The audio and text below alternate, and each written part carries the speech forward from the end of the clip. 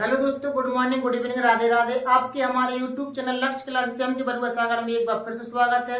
दोस्तों, आज हम आपके सामने लेकर के आए हैं क्लास 10th वालों के लिए मोस्ट इम्पोर्टेंट क्वेश्चन, जैसा कि आपके चल रहे हैं। तो डेली ना के आप 10 और 15 क्वेश्चनों के बीच में आप डेली ना मोस्ट इम्पोर्टेंट क्वेश्चन कर रहे हैं, जो आपकी यूपी बोर्ड एग्जाम में आना ही है। 100% क्वेश्चन है ये कि जो आपके आएंगे। ज्यादा क्वेश्चन नहीं, 100 या 150 क्वेश्चन आप लगा लीजिए और इसी में से आपका पूरा पेपर फंस जाएगा। अभी आपके पास 2 और 3 माह के बीच में आपका समय है।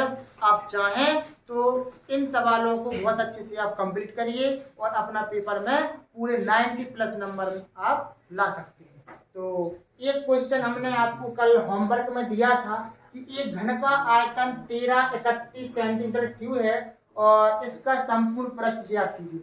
इसका आंसर आप लोगों ने दिया होगा। हम आशा करते हैं कि सब लोगों को आ गया होगा। देखते हैं फिलहाल कैसे लगना है आपका ये क्वेश्चन। एक घन का आयतन दे रहा है आपको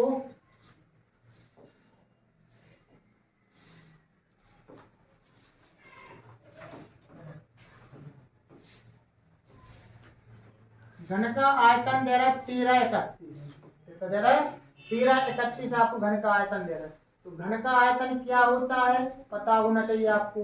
घन का आयतन होता है ए क्यूब। तो इस हिंदी की जगह पर आप लिख देंगे ए क्यूब बराबर में 1331।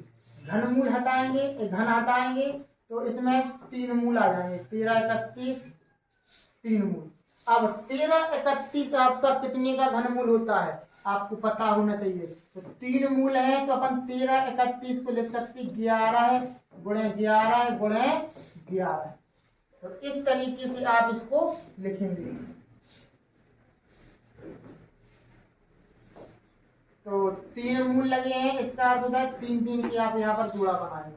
तो ए बराबर 11 कितना 11। ए की वैल्यू आपकी कितनी आ गई 11 आ गई। अब आपको निकालने क्या है इसका संपूर्ण पृष्ठ, यानी कि आपको निकालना है घन का संपूर्ण पृष्ठ। तो क्या होता है घन का संपूर्ण पृष्ठ। घन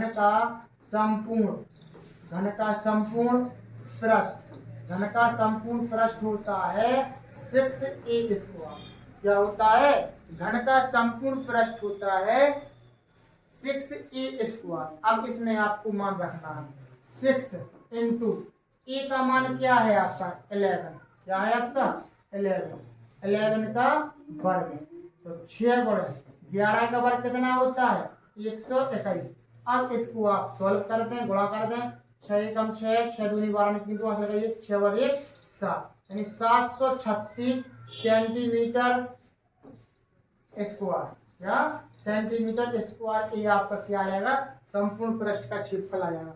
तो आपका 726 यानी ऑप्शन नंबर सी आपका आंसर रहेगा। तो इस तरीके से आपको 11 नंबर का क्वेश्चन आपको लगाना था। बहुत ही सिंपल क्वेश्चन था और एक ऑब्जेक्टिव टाइप में 1 नंबर का आपका ये क्वेश्चन है। तो हम आशा करते हैं कि आप लोगों को सवाल जरूर समझ में आ गया होगा। ये आपका होमवर्क का क्वेश्चन था। अब देखो आगे क्वेश्चन है आपका 12 नंबर का। आगे क्वेश्चन है आपका कौन सा 12 नंबर का है। द्विघात समीकरण 9x² - 6x + का 1 बराबर में 0 के मूल होंगे आपके। तो आपको इसके मूल निकालना है, यानी द्विघात बहुपद सॉल्व करना है। तो आप करेंगे 9x² - 6x + 1 बराबर में 0। करना एक का आप इसमें गुणा करिए तो 9 एकम 9। आप इस 9 के ऐसे गुणनखंड तोड़िए कि जोड़ घटाना आपको कितनी बन जाए 6 बन जाए। कितनी बन जाए 6। तो 9 कौन सी पहाड़ी में आते हैं 3 के पहाड़ी में आते हैं। 3 त्रिका 9 यानी कि 3x और 3x। 3 और 3 को जोड़ेंगे तो माइनस के 6 हो जाएंगे और 3 का अपन गुणा करेंगे तो कितना हो जाएगा 9। 3x - के 3x + के 1 बराबर में 0। दो की आप क्या करेंगे जोड़ा बनाएंगे। इधर से क्या चीज कॉमन आएगी आपकी 3x कॉमन आएगी। तो आप क्या बचेगा अंदर 3x कॉमन बचेगा माइनस के 1। इधर से क्या कॉमन आएगा -1 आएगा। तो 3x + माइनस का भाग प्लस में देंगे तो क्या आएगा आपका माइनस, क्या आएगा आपका माइनस।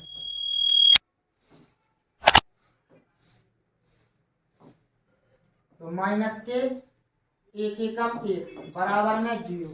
अब एक सी संख्या है तो आप लिखेंगे 3x माइनस के 1 और 3x माइनस के 1, 3x माइनस के, तो 3x माइनस के 1, 3x माइनस के 1, इसके बराबर में आपको क्या मानना है 0। तो 3x माइनस 1 बराबर 0, 3x माइनस 1 बराबर 0, इस तरीके से। अब इसको अपन क्या कर सकते हैं 0 के बराबर कर सकते हैं। ये थोड़ा करता है, इसको हटा दो।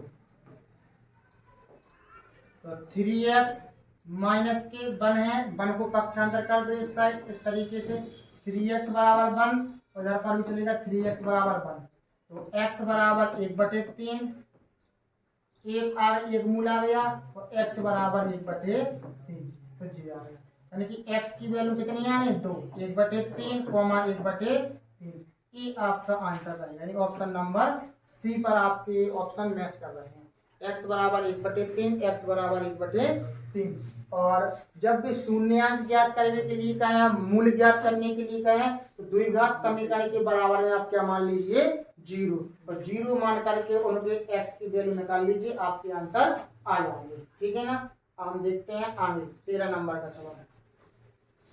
Most important question, most important question 13 number का, 2 नंबर का क्वेश्चन है ये। कितने नंबर का 2 नंबर का क्वेश्चन है। ये आपका आएगा समीकरण x² माइनस 7x प्लस 12 बराबर 0 के मूलों के व्युत्क्रमों का योगफल ज्ञात करो। तो मूलों के व्युत्क्रम, पहले तो इसके मूल निकाल लीजिए कि मूल होते क्या है। मूलों के व्युत्क्रमों का योगफल, अगर आप देखें तो द्विघात बहुपद के 2 मूल होते हैं, आपको पता होना चाहिए। द्विघात बहुपद के, चलो पहले हम बता दे रहे हैं, पहले सॉल्व करेंगे इसको बाद में लिखेंगे।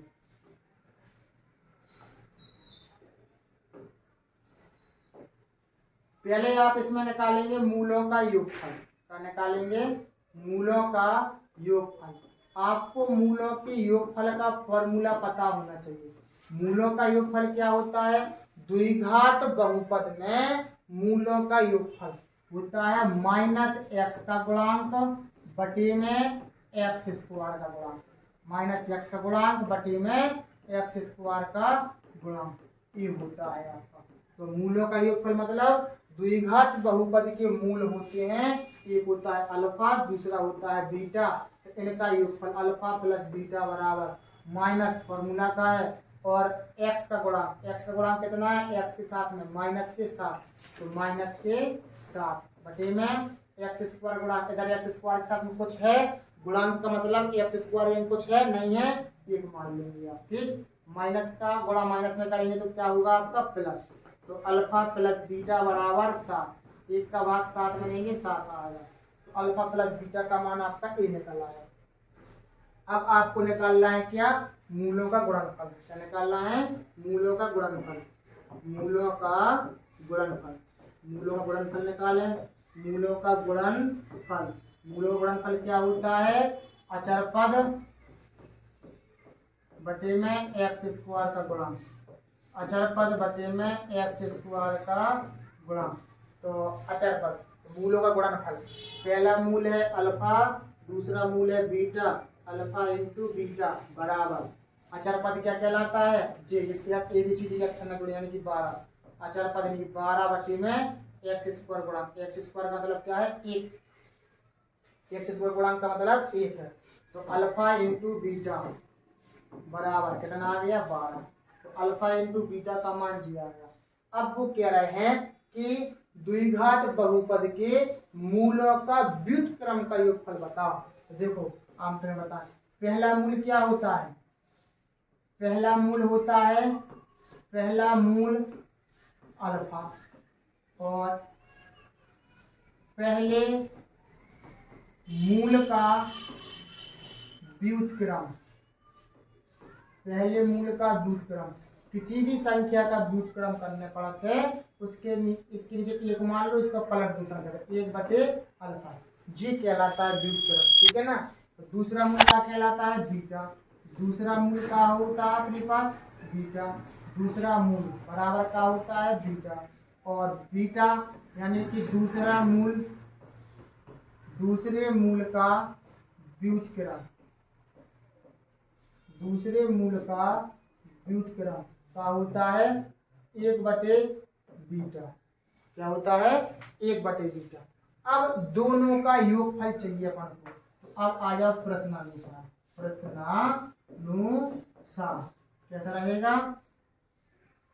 योगफल इनका योगफल करेंगे तो पहला मूल क्या है? 1/अल्फा। दूसरा मूल क्या है? 1/बीटा। इनका योगफल कर दो तो क्या करेंगे? अल्फा इंटू बीटा का आएगा इसका साफा। तो अल्फा इंटू बीटा बटे में अल्फा से अल्फा कट गया, क्या बचा? बीटा। बीटा से बीटा कट गया, क्या बचा? अल्फा। तो अल्फा प्लस बीटा का मान हमने क्या निकाला था? 7। इधर 7 रख दो। तो अल्फा इंटू बीटा को मान का निकालो तो 12, तो इसका 12 रख दो। इस तरीके से हमारा के आंसर आएगा। ठीक है ना। कि द्विघात बहुपद के मूलों के व्युत्क्रम का योगफल पूछ रहा है वो। दोनों मूल नहीं पूछ रहा है, दोनों मूलों के व्युत्क्रम, इसको ध्यान में रखना, व्युत्क्रम का योगफल। तो आप पहला जा चीज हम यहाँ पर लिख रहे थे पहले, तो इसको हमने बाद में बताया। तो पहले मूल क्या कहलाता है? अल्फा। इसका व्युत्क्रम का कहलाएगा 1/अल्फा। दूसरा मूल का कहलाता है बीटा। दूसरे मूल का व्युत्क्रम कहलाता है 1/बीटा। प्रश्नानुसार करेंगे, दोनों मूलों का योगफल चाहिए व्युत्क्रम का, तो व्युत्क्रम वाले को लेंगे तो अल्फा 1/अल्फा प्लस 1/बीटा। और अल्फा और बीटा का अपन लासा लेंगे तो अल्फा इंटू बीटा आएगा। अल्फा से अल्फा कटेगा तो कब बीटा एकम बीटा, बीटा से बीटा कटेगा तो अल्फा एकम। लेकिन अल्फा प्लस बीटा जी है और अल्फा इंटू बीटा जी है। तो अपन ने इसका मान निकाले कि मूलों का योगफल जी निकाल लिया, मूलों का गुणनफल निकाले। मान का अल्फा प्लस बीटा का मान 7, तो अल्फा इंटू बीटा का मान आया है 12। तो यानी कहलाएगा 7/12। कोई ऑप्शन मैच कर रहा है? हाँ देखो 7/12 जो है और 12/7 जो है, तो कंफ्यूज नहीं होना, 7/12 अपना आंसर रहेगा। इस तरीके से आपको इस द्विघात बहुपद के मूलों के व्युत्क्रम का योगफल आपने निकाला है। ठीक है ना। अब हम देखते हैं आगे 14 नंबर का सवाल। ये है 6 नंबर का सवाल। कितने नंबर का दोस्तों? 6 नंबर का सवाल। कितने नंबर का? 6 नंबर का सवाल है। लॉन्ग सवाल है, थोड़ी बड़ा है और कठिन भी है, तो देखने की कोशिश करें। इसमें भी कह रहा है पिता की उम्र है पुत्र की उम्र की 7 गुनी। कितने नंबर का सवाल है जी अपने पास? अभी हमने लगाया था 13 नंबर का। अब जी आ गया अपने पास कितने? 14 नंबर का सवाल। 14 नंबर का सवाल। तो पिता की उम्र पुत्र की उम्र की कितनी है? 7 गुनी। तो मान लो पहले, माना पुत्र की उम्र, माना पुत्र की उम्र, माना पुत्र की उम्र कितनी मान लो? x वर्ष। क्या मान लो? x वर्ष। 6 नंबर का सवाल है, कम से कम 2 पेज में सवाल जाएगा जी, तो कोई दिक्कत नहीं है। 6 नंबर मिल रहा है, ध्यान पूर्वक सवाल को समझें। माना पुत्र की उम्र है x वर्ष। फिर अपन क्या करेंगे? पिता की उम्र, पिता की उम्र, पिता की उम्र, पिता की उम्र है पुत्र की उम्र की 7 गुनी। हमने पुत्र को मान लिया था x वर्ष कि अपने पास पुत्र x साल के हैं, तो पिता की उम्र क्या रहेगी? पुत्र की उम्र, पुत्र की उम्र कितनी है? x की 7 गुनी। यानी कहने का अर्थ का निकला 7x वर्ष की होगा पिता। कितने वर्ष की होगा? 7x वर्ष की। जी इनकी वर्तमान आयु है। कितनी कौन सी आयु है? वर्तमान आयु है। अब भी कह रहा है 2 वर्ष पहले। अगर पहले कहते हैं तो घटाते हैं और बाद कहते तो अपन क्या करते? जोड़ते। तो 2 वर्ष पहले इधर पर लिखेंगे हम 2 वर्ष पहले, 2 वर्ष पहले आयु में संबंध, 2 वर्ष पहले आयु में संबंध। कहने का अर्थ है कि 2 वर्ष पहले आयु में संबंध चाहने अपन को, तो अभी हाल कितने साल के हैं? पुत्र है x साल का, पिता है 7x साल का, यानी कि वर्ष का। तब हम 2 साल पहले। अब कोई कहे पहले बाद में हमें समझ में नहीं आता, तो पहले के लिए यदि हम कहें कि आपकी उम्र अभी कितने साल की, आप कहोगे हमारी उम्र 15 वर्ष की। अब हम कहेंगे 2 साल पहले कितने साल के थे आप, तो 2 साल यानी 15 में से 2 घटा दो तो कितने बचे 13, तो यानी कि आप 13 साल के आप हो। तो इसी तरीके से आप घटाने की बात करें, पहले कहते हैं तो घटाते, इधर पर लिखे जरा, चलो पहले कह रहे हैं तो आपको क्या करना पड़ा माइनस, तो बाद कहते हैं तो आपको क्या करना पड़ा जोड़ना पड़ा, काय में जोड़ना पड़ा तो बातचीत दो, जितने साल पहले का या बाद का है उतने साल को जोड़ना, काय में से वर्तमान आयु में से, तो पुत्र की उम्र कितनी है अभी x वर्ष, x वर्ष है तो x वर्ष में कितने 2 वर्ष पहले ले चलने अपन, पुत्र की उम्र ले जाओ 2 साल पहले, तो पिता की उम्र है अब 7 वर्ष की, मतलब 7x वर्ष की, 2 साल पहले कितने के होंगे, इतने होंगे, तो 2 साल पहले जी तो कह रहे 2 वर्ष पहले पिता की उम्र, पिता की उम्र जो कॉमा लगो, इस कॉमा का अर्थ होता है तो पिता की उम्र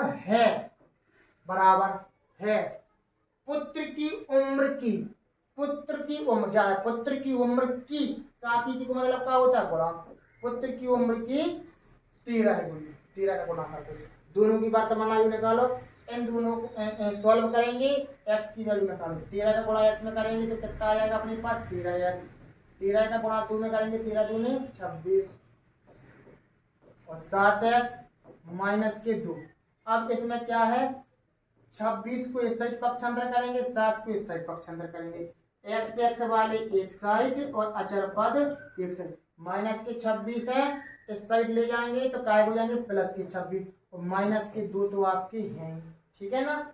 और आगे देखते हैं 13 में से 7 गए आपके कितने बचे 6x, 26 में से 2 गए कितने बचे आपके 24, 6 से काट दो 6 चौके 24, x की वैल्यू कितनी आ गई आपकी 4 आ गई, कितनी आ गई 4।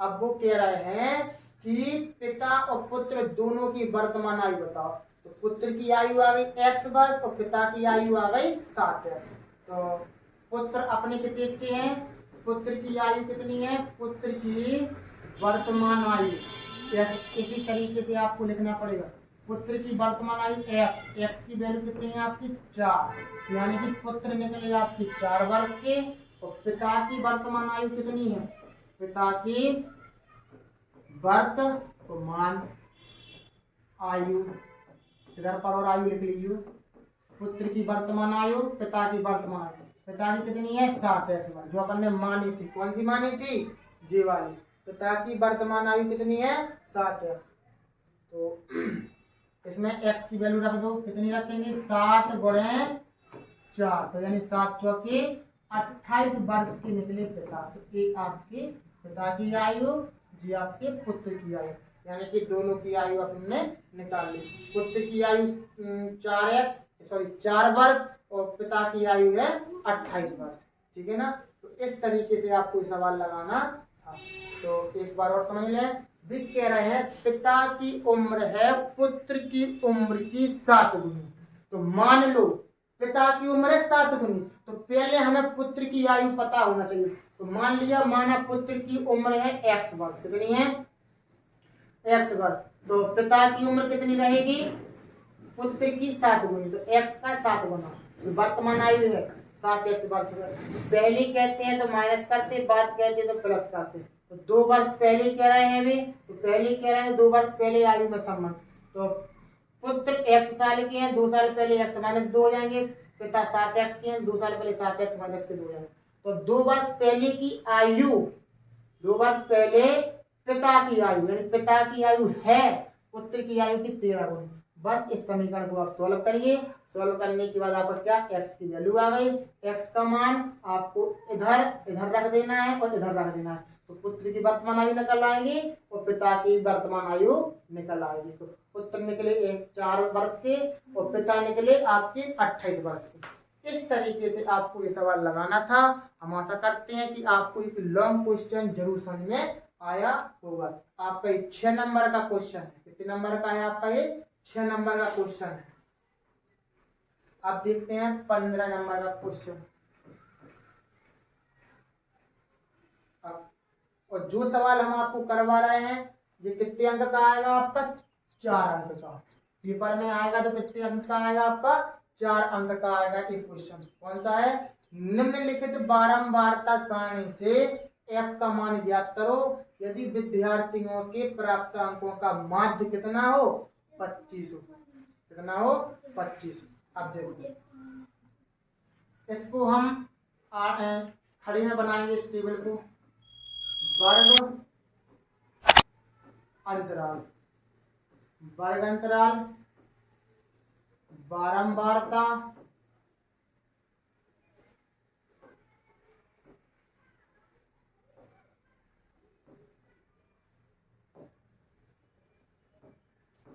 बारंबारता,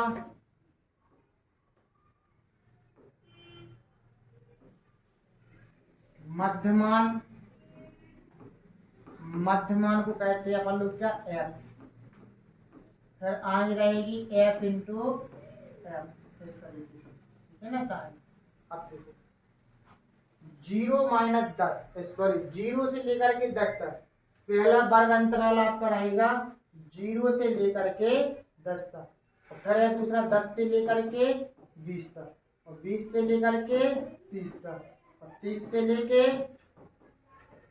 40, और 40 से लेकर के 50 तक ये रहेगा आपका। अब देखो वर्ग अंतराल 6, फिर एफ, फिर 6, फिर 10, फिर 5।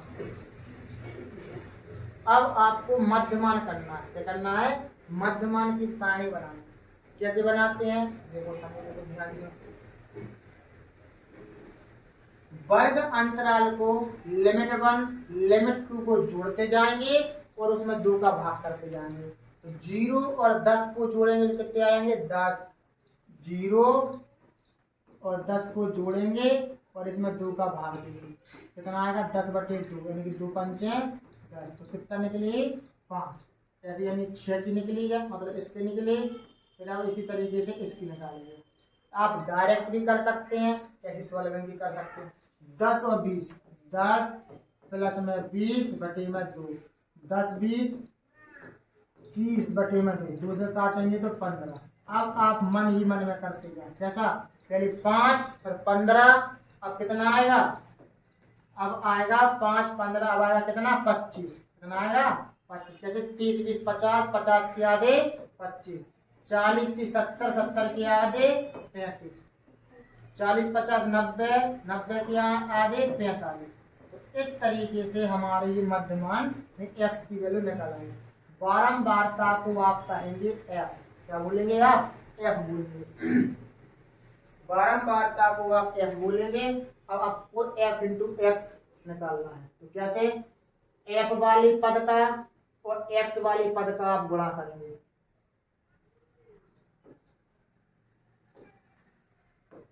कौन कौन का? इसका और इसका करेंगे तो 6 पंचे 30।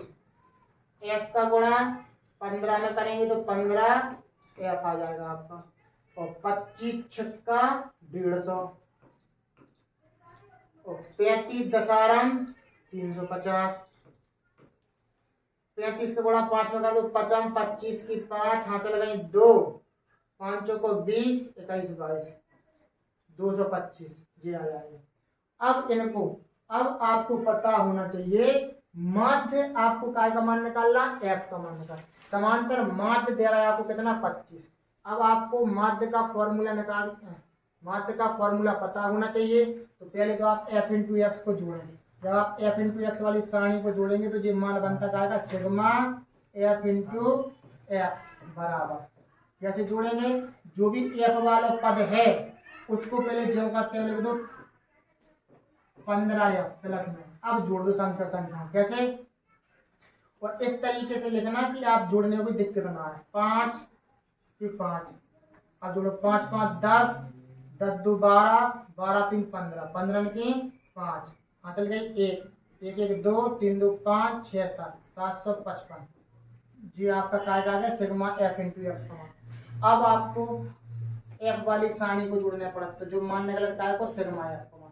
तो ऐसे ही यहाँ पर करना है। f वालों पद आप जो को त्यों पहले लिख दें, फिर इनको जोड़ो 10 और 5 15, 15 6 21, 21 और 6 27 जी आपका काय निकल आया सिग्मा f का मान। निकल आया सिग्मा f का।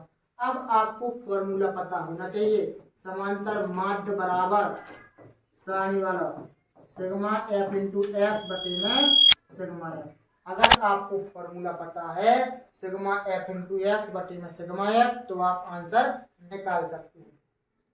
इस माध्य का मान कितना दे रहा है आपको? इस माध्य का मान दे रहा है 25। कितना दे रहा है आप? कितना दे रहा है आपको? 25 दे रहा है। इस माध्य की जगह पर आप रखें ऐसा 25 बराबर सिग्मा एफ इंटू एक्स का मान कितना है? 15f प्लस 755 बटे में सिग्मा एफ। सिग्मा एफ का मान कितना है? एफ प्लस में 27।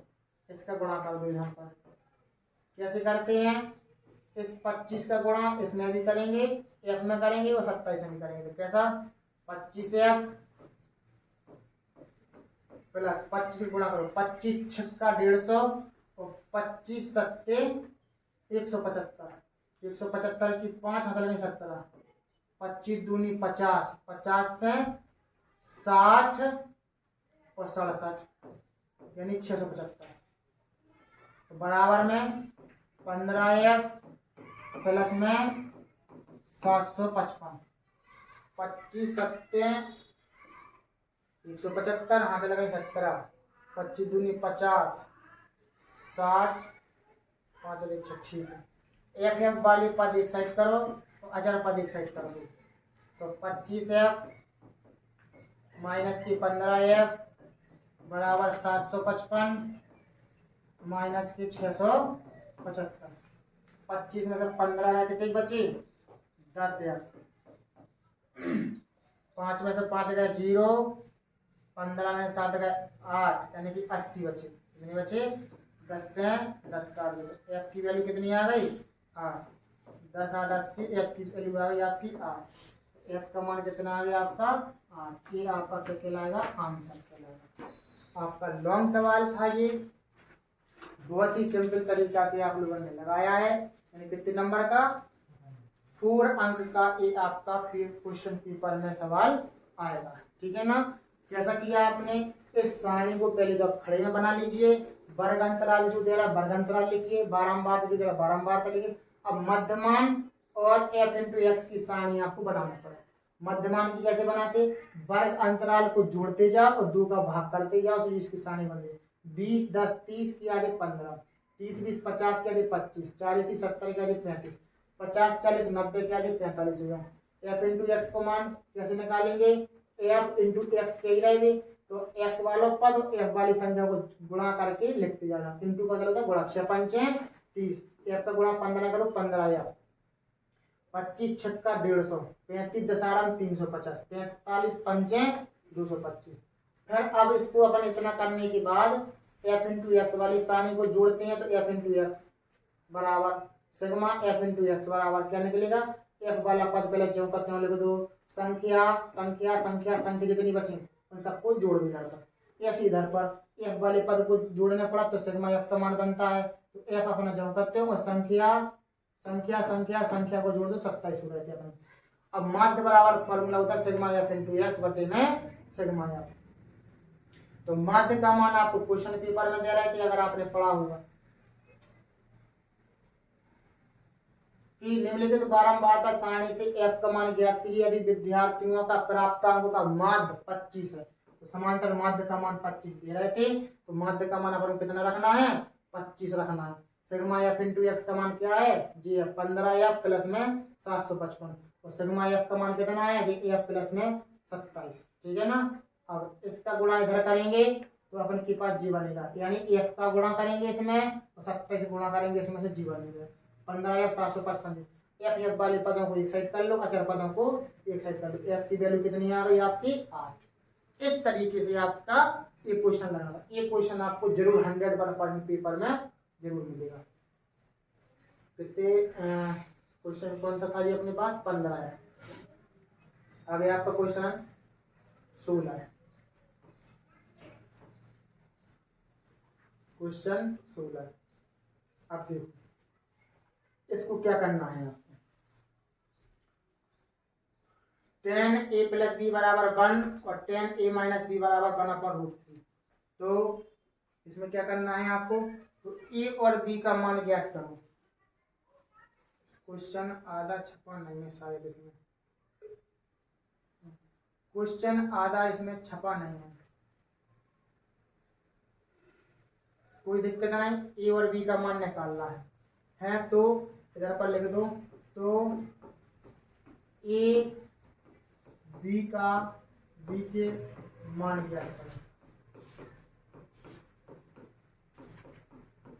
ऐसा कर दो। ठीक, देखो क्या कह रहा है, 10a plus B, 10a plus B बराबर 1। अब देखो कैसे करेंगे, जी इस साइड 10 लिखा है, इस साइड लिखा है 1, तो कितने अंश का मान 10 में 1 होता है? 10 कितने अंश का मान 1 होता है? 10 30 अंश का मान, 10 45 अंश का मान, कि 10 60 अंश का, कि 10 90 अंश का? तो आपको पता है कि जी होता है आपका मान कितने अंश का, 10 45 अंश का। 10 से 10 कट गए, क्या बचा आपका, a प्लस बी बराबर 45। समीकरण नंबर 1 बन गया जी आपका। इसी तरीका से इसको करें कि 10 a माइनस बी बराबर 1/√3। अब बताएं हमें 1/√3 कितने अंश का मान होता है? 10 में 1/√3 कितने अंश का मान होता है आपका? तो आपको पता होना चाहिए कितने अंश का मान होता है 10 में। जी होता है आपका 10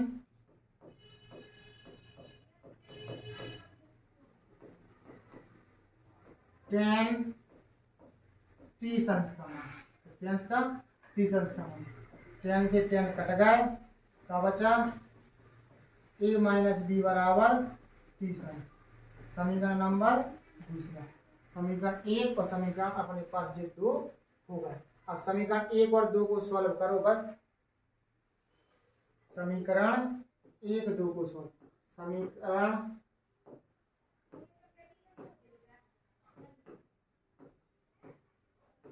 1 व 2 से, समीकरण 1 व 2 से।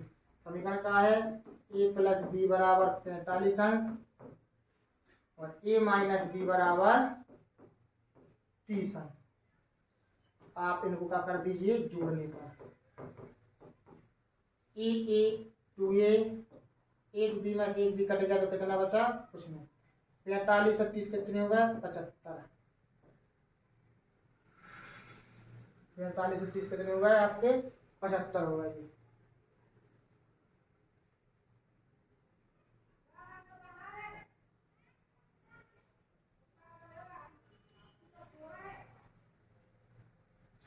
पैंतालीस 35, हाँ तो ए की वैल्यू आपकी कितनी निकलेगी,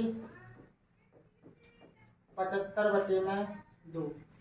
2 से अगर आप काटेंगे तो ये तो कितनी रहने दो इसका आंसर। और इसमें बी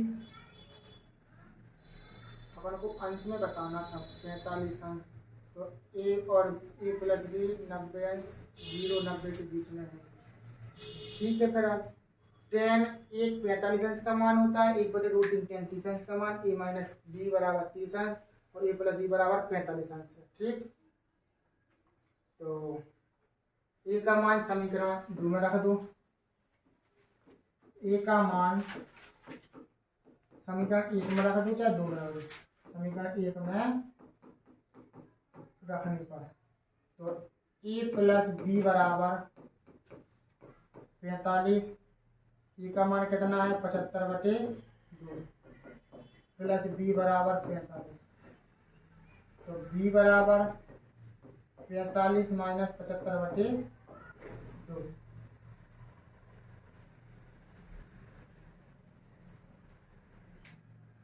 तो दोस्तों इसको क्या करना था कि 45 में से 75/2 आपको घटाना है।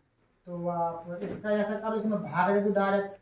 2 तिया 6, 2 तिया 6, 2 सत्ते 14 और 2 पंचे 10, यानी 45 माइनस 37.5। अब घटाना आपको आना चाहिए कि 45.0 ऐसा मान सकते और 37.5।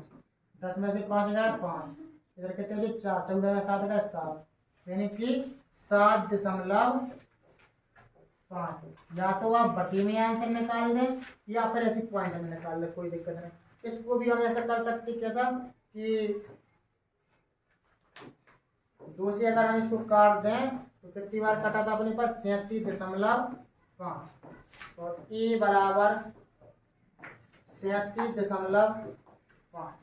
ए आपका क्या है आंसर, जी आंसर है और जी आंसर। यानी कि वो कह रहे थे ए और बी का मान बताओ, तो ए और बी का मान अपन ने निकाल लिया है, ठीक है ना।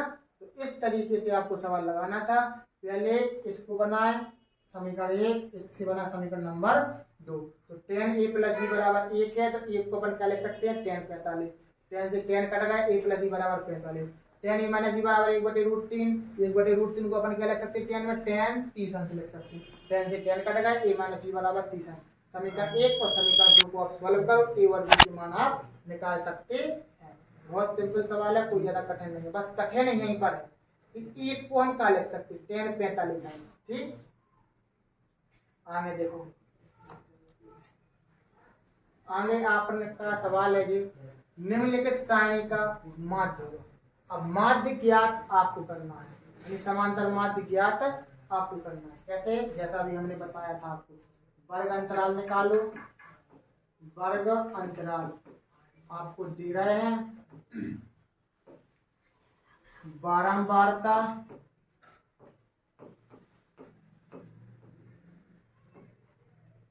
बारंबारता, फिर आप निकालेंगे क्या मध्यमान, निकालेंगे मध्यमान।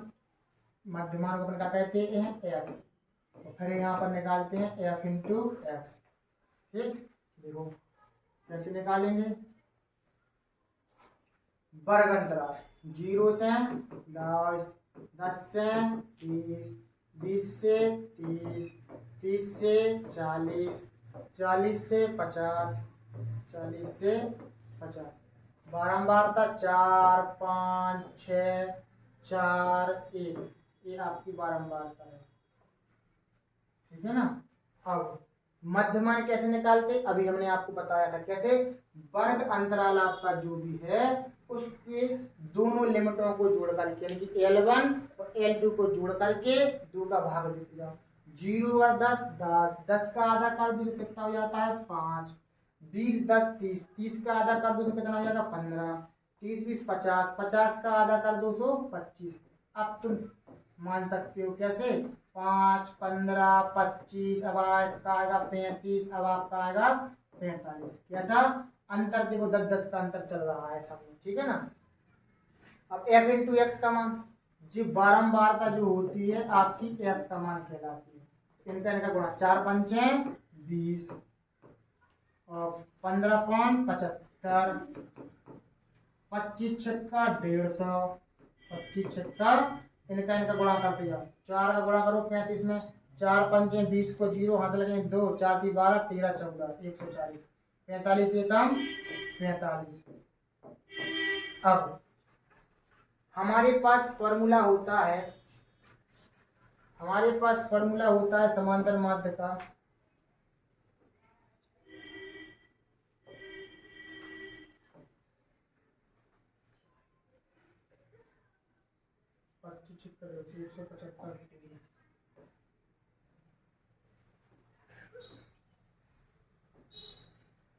एक 150 और 140।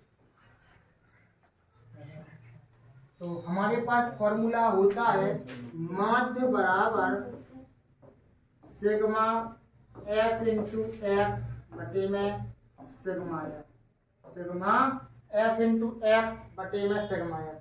तो सिग्मा f इंटू एक्स का मान अपन कैसे निकालते हैं, इस सारणी को पूरा जोड़ते हैं। तो सिग्मा f इंटू एक्स का मान आपका निकलता है, किसको जोड़ते हैं f इंटू एक्स वाली सारणी को जोड़ते हैं। तो सिग्मा f इंटू एक्स का मान आपका निकलता है। कैसे जोड़ते हैं, संख्या के लिए संख्या आना चाहिए। 5 5 10, 10 का 0 हाथ लगाई 1, 4 4 8, 8 5 13, 13 2 15, 15 और 1 16, और 16 और 7, 16 7 23, 23 की 3 हाथ लगाए 2, 3 और 1 4, 430 आपका क्या आ गया जी सिग्मा f इंटू एक्स का मान आ गया।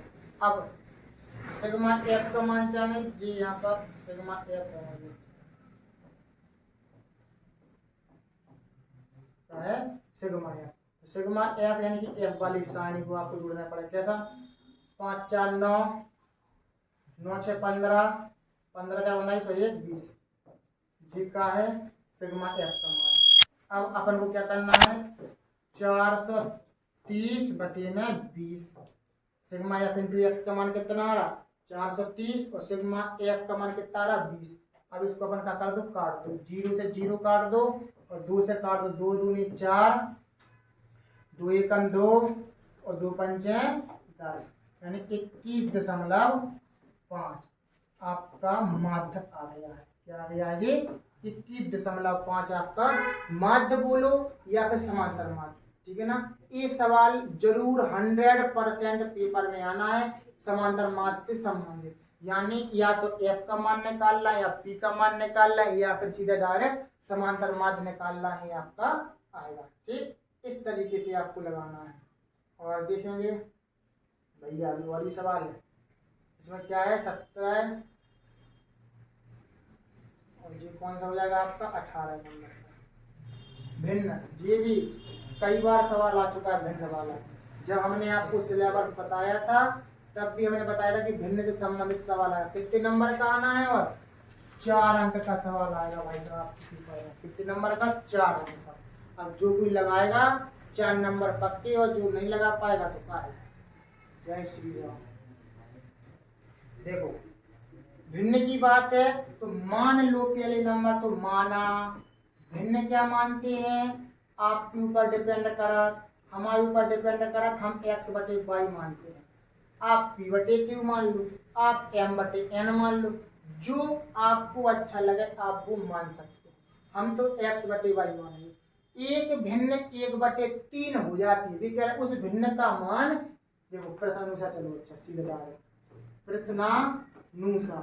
प्रश्नानुसार वे कह रहे हैं एक भिन्न का मान है आपने x बटे y, इसका मान 1/3 यानी कि बराबर में 1/3 हो जाता है। कब?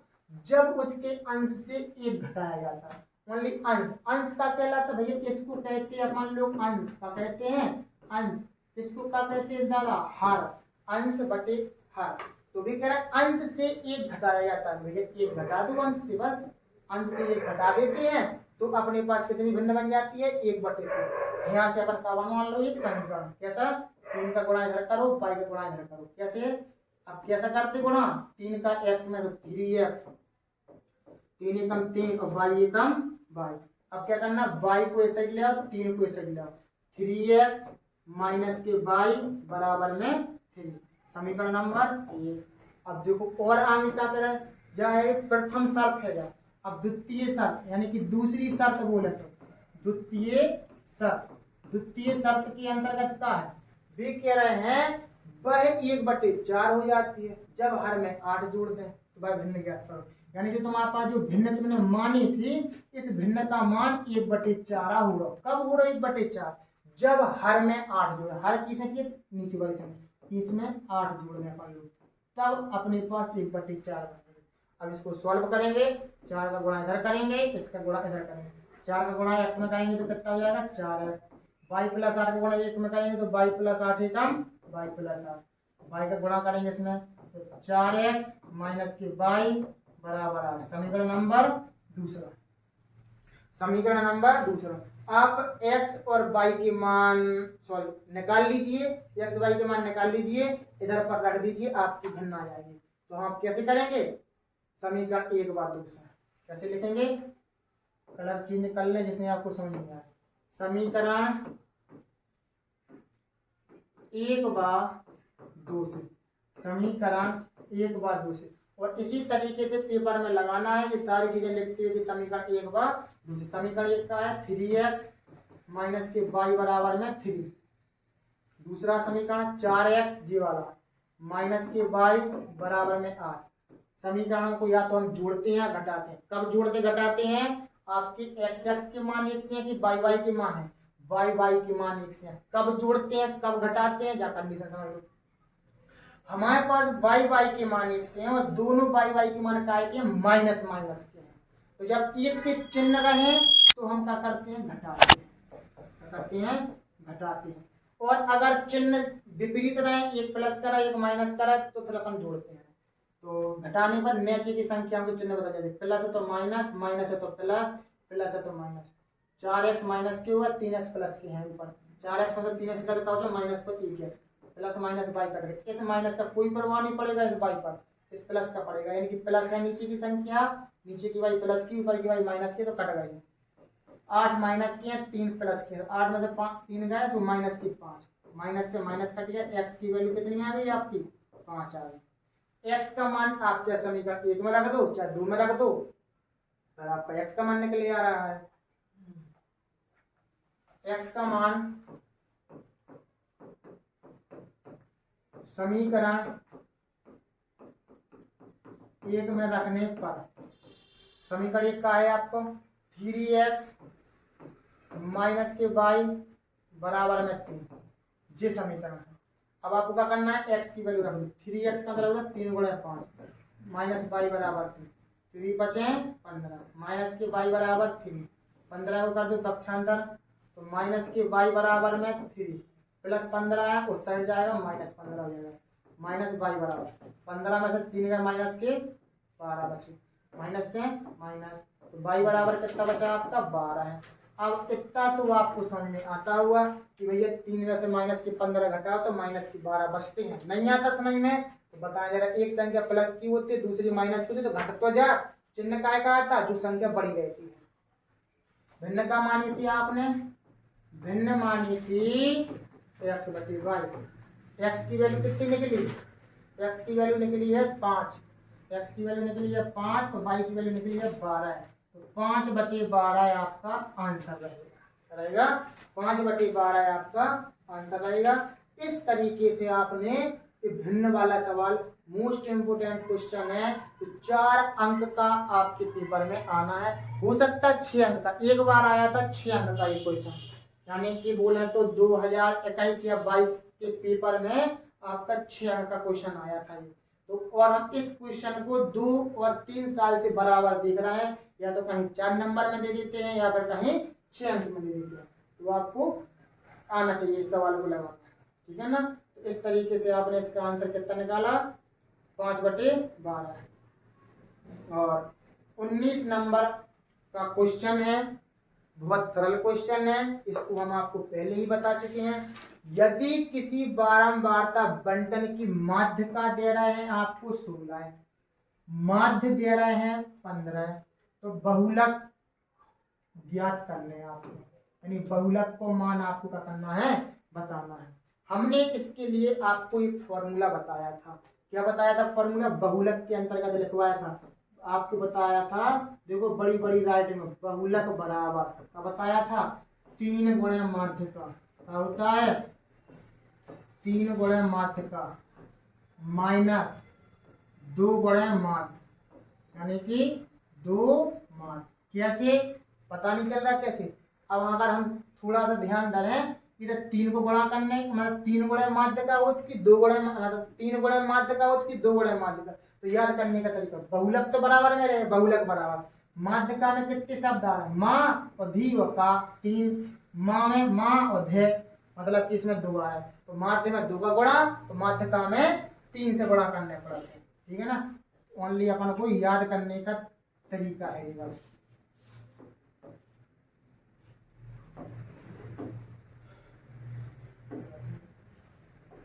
अब बस इसका मान रख दो, बहुलक निकालना है आपको, बहुलक बराबर 3 गुणे माध्य, 3 गुणा माध्य का कितनी है 16, 2 गुणे माध्य कितना है 15, बस 16 3 48, 15 दूनी 30 बराबर 8 18, कितना आ गया 18 आंसर, ऑप्शन नंबर बी। तो बहुलक का आंसर कितना आ गया, बहुलक का मान कितना आ गया 18। तो इस तरीके से, और इस वाला सवाल जी वाला, या तो आपको ऑब्जेक्टिव टाइप क्वेश्चन में फॉर्मूला लगाने के लिए मिल जाएगा, 4 ऑप्शन इसी तरीके से मतलब वो देंगे कि बहुलक बराबर 3 गुणे माध्य का माइनस 2 गुणे माध्य, या बहुलक बराबर 2 गुणे माध्य का माइनस 3 गुणे माध्य। तो इस तरीके से आपको सही फॉर्मूला पर टिक लगाना पड़ेगा ऑब्जेक्टिव टाइप क्वेश्चन में। तो इस तरीके से आपका 19 नंबर का क्वेश्चन भी लग गया। अब देखो 20 नंबर का। 20 नंबर का क्वेश्चन है केंद्रीय प्रवृत्ति की माप। केंद्रीय प्रवृत्ति की माप है कौन सी है, हम आपको बता दें। केंद्रीय प्रवृत्ति की माप है, केंद्रीय प्रवृत्ति की माप है। कौन कौन होता है, जो जो चीजें आपने पढ़ ली, माध्य, माध्यिका और बहुलक। माध्य, माध्यिका और बहुलक, ये 3 केंद्रीय प्रवृत्ति की मापें होती हैं, माध्य, माध्यिका और बहुलक। तो डी नंबर का आपका आंसर रहेगा बहुलक। तो माध्य, माध्यिका और बहुलक, ये आपका आंसर है, केंद्रीय प्रवृत्ति की माप है। इस टाइप से आपने आज 20 नंबर तक क्वेश्चन आपने कंप्लीट कर लिए। एक लास्ट वाला क्वेश्चन है, इस क्वेश्चन को आप लगाएंगे होमवर्क में। क्या लगाएंगे दोस्तों, होमवर्क में लगाएंगे कि किस तरीके से आपको सवाल लगाना है। वृत्त का व्यास दे रहे हैं, वृत्त का व्यास ए और बी है, ये दूसरा वृत्त की त्रिज्या ज्ञात करनी है आपको। निर्देशांक ज्यामिति का आपका ये क्वेश्चन है, आप इसको लगा सकते हैं। दोस्तों हम आशा करते हैं कि आपने बहुत ही अच्छे से क्वेश्चनों को समझा है। हमने आपको वही क्वेश्चन करवाए हैं जो आपके यूपी बोर्ड एग्जाम पेपर में 100% आपको देखने के लिए मिलेंगे। यदि आप इन्हीं क्वेश्चनों को अच्छे से समझते हैं, लगा लेते हैं, तो आपकी पेपर बहुत अच्छा आपका जाएगा। दोस्तों आज की वीडियो आपको कैसी लगी, अच्छी लगी तो वीडियो को लाइक शेयर कमेंट कर दीजिएगा। और यदि आपने अभी तक हमारे यूट्यूब चैनल लक्ष्य क्लासेस एम के बरगुआ सब्सक्राइब ना किया हो तो सब्सक्राइब जरूर कर दीजिए और बेल आइकन घंटी दबा दीजिए, जिससे कि जब भी मैं आपके लिए वीडियो लाऊं तो आपके पास सबसे पहले नोटिफिकेशन पहुंचे और आपकी कोई वीडियो मिस ना होने पाए और आप अपनी पढ़ाई को और अच्छे से बेहतर बना सकते हैं। इसी तरीके से बने रहिए हमारे साथ लक्ष्य क्लासेस एम के बरगुआ के साथ।